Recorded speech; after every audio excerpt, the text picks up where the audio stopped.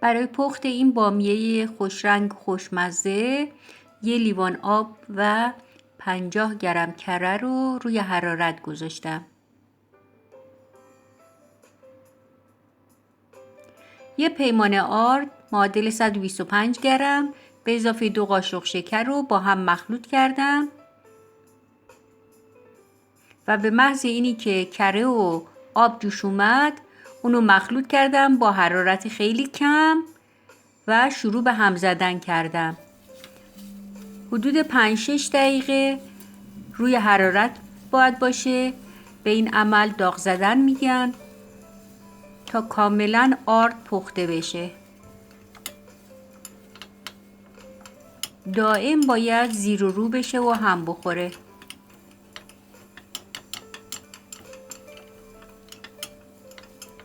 تا نهایتاً به این شکل در بیاد. بعد اونو از رو حرارت بر میدارم سرد بشه و بعد به اون 2 تا تخم مرغ بزرگ دونه دونه اضافه میکنم. 1 دونه رو اضافه میکنم، کاملا هم میزنم تا مخلوط بشه.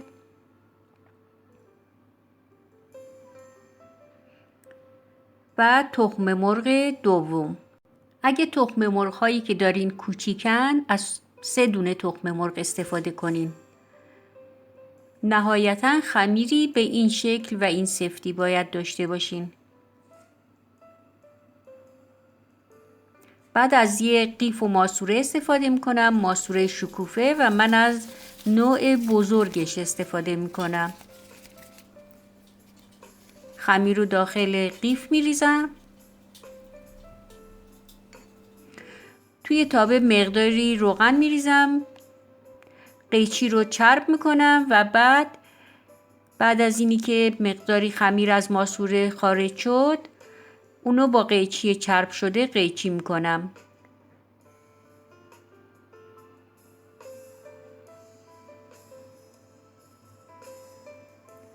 حرارت زیاد نباشه، حرارت متوسط. بعد از اینکه یه طرف اونها طلایی شد برمیگردونم بامیه ها رو تا طرف دیگه اونم طلایی بشه و بعد بامیه ها رو بلافاصله بعد از اینی که در آوردم داخل شربتی که قبلا آموزش اونو داشتم ولی اینکه اونو براتون آخر همین ویدیو میذارم ریختم. حدود 1 دقیقه بمونه توی شربت و بعد اونا رو خارج میکنیم. نوع دیگه بامیه از همون ماسوره استفاده کردم، منتها بامیه ها کشیده و بلند هستن. بعد از اینکه کاملا پختن توی شربت میندازم و حدود 1 دقیقه اونا رو زیر شربت میکنم تا کاملا شیره رو به خودش بکشه و بعد اونا رو از شربت خارج میکنم.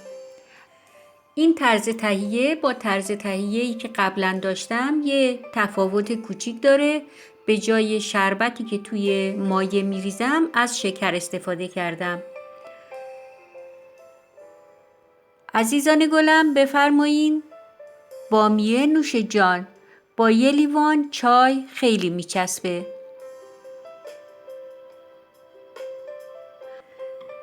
دوستان عزیزم لطفاً لایک و اشتراک فراموش نشه.